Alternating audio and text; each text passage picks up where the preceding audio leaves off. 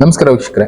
ಭಾರತೀಯರು ಸೊಳ್ಳೆಗಳ ರೀತಿ ಅಂತ ಒಬ್ರು ಸಿಐಎ ಏಜೆಂಟ್, ಅಮೆರಿಕಾದ ಸಿಐಎ ಏಜೆಂಟ್ ಒಬ್ರು ಮೀಡಿಯಾದಲ್ಲಿ ಹೇಳಿದ್ದು ಇವತ್ತು ತುಂಬಾನೇ ವೈರಲ್ ಆಗಿ ಓಡಾಡ್ತಾ ಇರುವಂತ ವಿಷಯ ಏನು ಅನ್ನೋದಾದ್ರೆ, ಯಾವುದೇ ದೇಶದಲ್ಲಿ ನಮ್ಮ ಕಂಟ್ರೋಲ್ ಇರಬೇಕು ಅಂದ್ರೆ ನಾವೇನ್ ಮಾಡ್ತೀವಿ, ಆ ದೇಶದಲ್ಲಿ ಮ್ಯಾನಿಪುಲೇಷನ್ ಅನ್ನೋದು ಮಾಡ್ತಾ ಹೋಗ್ತೀವಿ, ಡೆಮೋಕ್ರಸಿ ಅನ್ನೋದನ್ನ ಕ್ರಿಯೇಟ್ ಮಾಡ್ತೀವಿ, ಹಾಳು ಮಾಡ್ತೀವಿ, ಪ್ಲಸ್ ಏನೇನೋ ಬೇರೆ ಬೇರೆ ಕೆಲಸಗಳನ್ನ ಮಾಡಿ ಆ ದೇಶದ ಕಂಟ್ರೋಲ್ ನಾವಿಟ್ಕೊಳ್ಳೋ ಕೆಲಸ ಮಾಡ್ತೀವಿ. ಅದೇ ರೀತಿ ಸಿಎಎ ಎಷ್ಟೋ ದೇಶಗಳಲ್ಲಿ ಮಾಡಿದೆ. ಫಸ್ಟ್ ಒಂದು ದೇಶದಲ್ಲಿ ಶುರು ಮಾಡಿದ್ವಿ, ಅದಾದ ಮೇಲೆ ಇಂಡಿಯಾದಲ್ಲೂ ಕೂಡ ಶುರು ಮಾಡಿದ್ವಿ. ಸೊಳ್ಳೆಗಳ ರೀತಿ ಇಂಡಿಯನ್ಸ್ ಅನ್ನೋದು ಇನ್ನ ಬೇರೆ ಬೇರೆ ದೇಶದಲ್ಲಿ ಸುಮಾರು 20 ಕಂಟ್ರಿನಲ್ಲಿ ಈ ರೀತಿ ನಮ್ಮ ಕೆಲಸಗಳನ್ನ ಮಾಡಿದೀವಿ. ಅದರಿಂದ ಸಕ್ಸಸ್ ನೋಡಿದೀವಿ. ಯಾವ ರೀತಿ ಅನ್ನೋದನ್ನ ಈ ವ್ಯಕ್ತಿನೇ ಎಕ್ಸ್ಪ್ಲೈನ್ ಮಾಡ್ತಾರೆ. ಸಿಐಎ ಸೀನಿಯರ್ ಏಜೆಂಟ್ ನೋಡಿ ಒಂದ್ಸಲ. And give them. We've set out to overthrow functioning constitutional democracies in over 20 countries. We manipulated elections in dozens of countries. We created standing armies and directed them to fight.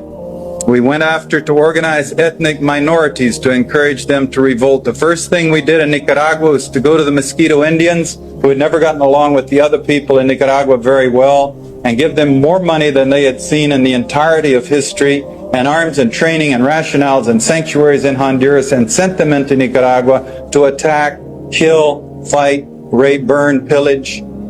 And this has been a technique the CIA has used in Nicaragua, in Thailand, in Vietnam, in Laos, in the Congo, in Iran, Iraq with the Kurds, in different parts of the world. We created, trained, and funded death squads like the Treasury Police in El Salvador.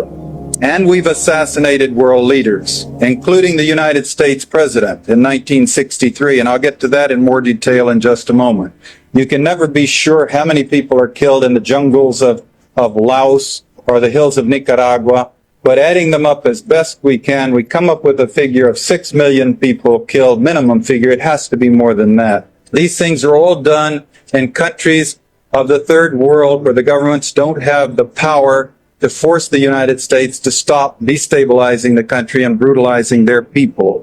We set out to ಇಲ್ಲಿ ಒಂದು ಮಾತು ಹೇಳ್ತಾರೆ, trap ಅನ್ನೋದನ್ನ create ಮಾಡ್ತಾ ಇದ್ವಿ. ಯಾವ ರೀತಿ ದುಡ್ಡನ್ನು ಅವರೇ ಕೊಡ್ತಾರೆ, ಮೆಷಿನರೀಸ್ ಅವರೇ ಕೊಡ್ತಾರೆ, ಗನ್ಗಳನ್ನ ಆರ್ಮರೀಸ್ ಕೊಡ್ತಾರೆ, ಯುದ್ಧ ಮಾಡೋದಕ್ಕೆ ಫೆಸಿಲಿಟಿಗಳನ್ನ ಮಾಡ್ಕೊಡ್ತಾರೆ, ದೇಶಗಳ ಮಧ್ಯೆ ಯುದ್ಧ ಅನ್ನೋದನ್ನ ಕ್ರಿಯೇಟ್ ಮಾಡ್ತಾರೆ, ಮೈನಾರಿಟಿ ಜನರನ್ನ ದಂಗೆ ಹೇಳೋಗ್ ಮಾಡ್ತಾರೆ. ಒಟ್ನಲ್ಲಿ ಎಲ್ಲಾನು ಇವರೇ ಕ್ರಿಯೇಟ್ ಮಾಡ್ತಾರೆ. ಅದರಲ್ಲಿ ಭಾರತದಲ್ಲೂ ಕೂಡ ಇಂಥದನ್ನ ಮಾಡಿದ್ದಾರೆ. ಭಾರತ ಅಂತ ಅಲ್ಲ, ಅವರು ಬೇರೆ ಬೇರೆ ದೇಶಗಳಲ್ಲಿ ಇಂಥದನ್ನ ಮಾಡ್ಕೊಂಡೇ ಬಂದಿದ್ದಾರೆ. ಈವನ್ ಈಗಲೂ ಕೂಡ ಅದನ್ನ ಮಾಡ್ತಾನೆ ಇದ್ದಾರೆ. ಇವ್ರು ಅವಾಗ ಮಾಡ್ತಾ ಇದ್ವಿ ಅಂತ ಹೇಳ್ತಾ ಇದ್ದಾರೆ, ಬಟ್ ಇವಾಗ್ಲೂ ಕೂಡ ಅದು ನಡೀತಾನೆ ಇದೆ.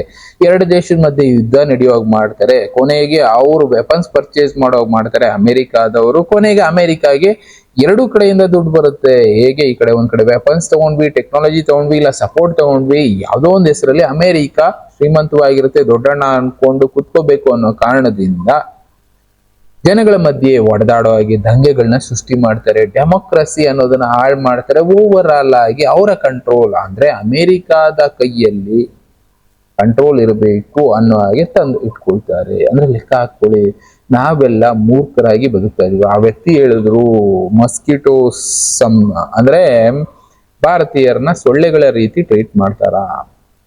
ಅಂದ್ರೆ ಲೆಕ್ಕಕ್ಕೆ ಎಲ್ಲ ಬೇಕು ಅಂದಾಗ ಇಟ್ಕೋಬಹುದು, ಬೇಡ ಅಂದಾಗ ಒಡೆದಾಕ್ಬೋದು ಅನ್ನೋ ಲೆಕ್ಕಕ್ಕೆ ಸಿಐಎ ಟ್ರೀಟ್ ಮಾಡುತ್ತಾ. ಪ್ರಶ್ನೆಗಳು ಎಷ್ಟೋ ಉಟ್ಬಿಡುತ್ತೆ ಬಿಡಿ, ಆದ್ರೂ ಕೂಡ ಇವರ ಪ್ಲಾನ್ ಸಿಂಪಲ್ ಆಗಿ ಎಕ್ಸ್ಪ್ಲೈನ್ ಮಾಡಿದ್ರು. ಇದು ಅವರ ಅಜೆಂಡಾ ಕೂಡ. ಅಮೆರಿಕ ರಿಚ್ ಆಗಿರ್ಬೇಕು, ಅಮೆರಿಕ ಹೇಳಿದ್ದನ್ನೆಲ್ಲರೂ ಫಾಲೋ ಮಾಡಬೇಕು ಅಂದ್ರೆ ದೇಶಗಳಲ್ಲಿ ದಂಗೆಗಳನ್ನ ಸೃಷ್ಟಿ ಮಾಡ್ತಾರೆ ಮೈನಾರಿಟಿನ ಇಟ್ಕೊಂಡು. ಸಣ್ಣ ಪುಟ್ಟ ಧರ್ಮದ ಹೆಸರಲ್ಲೂ ಕೂಡ ಒಡೆದಾಡುವ ಮಾಡ್ತಾರೆ. ಫಂಡಿಂಗ್ ಅನ್ನೋದು ಅವರೇ ಮಾಡ್ತಾರೆ. ಕೊನೆಗೆ ನನ್ನ ಮೊದಲೇ ಹೇಳಿದ ಹಾಗೆ ಯುದ್ಧ ಮಾಡೋದಕ್ಕೆ ಬೇಕಾಗುವಂತ ವೆಪನ್ಸ್ ಕೊಡ್ತಾರೆ. ಆ ದುಡ್ಡನ್ನು ನಮ್ಮ ಹತ್ರನೇ ತಗೊಳ್ತಾರೆ. ಕೊನೆಗೆ ನಾವೇ ಹೊಡೆದಾಡ್ಕೊಂಡು ಸಾಯ್ತೀವಿ. ಎಲ್ಲಾ ಆದ ಮೇಲೂ ಕೂಡ ಅದನ್ನ ರಿಕವರಿ ಮಾಡೋದಕ್ಕಿಂತ ಮತ್ತೆ ಸಾಲ ಕೊಡ್ತಾರೆ. ಆ ಸಾಲ ವಸೂಲಿ ಮಾಡೋ ನೆಪದಲ್ಲಾದ್ರೂ ಸರಿ ನಮ್ಮನ್ನ ಕಂಟ್ರೋಲ್ ಮಾಡೋ ಕೆಲಸ ಅವ್ರು ಮಾಡ್ತಾರೆ.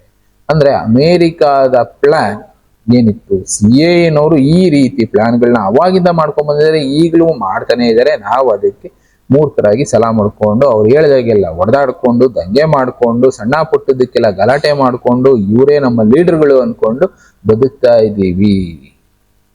ಅಂದ್ರೆ ಯಾರು ತಪ್ಪಿದು? ನೀವು ಒಂದ್ಸಲ ಯೋಚನೆ ಮಾಡಿ.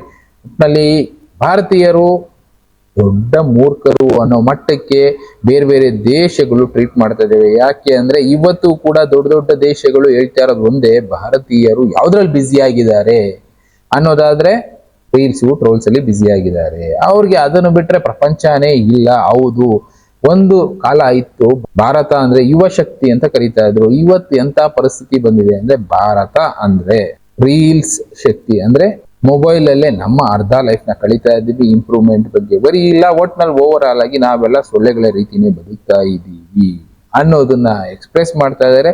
ಎಚ್ಚೆತ್ಕೊಳ್ಳಲ್ಲ ನಾವು.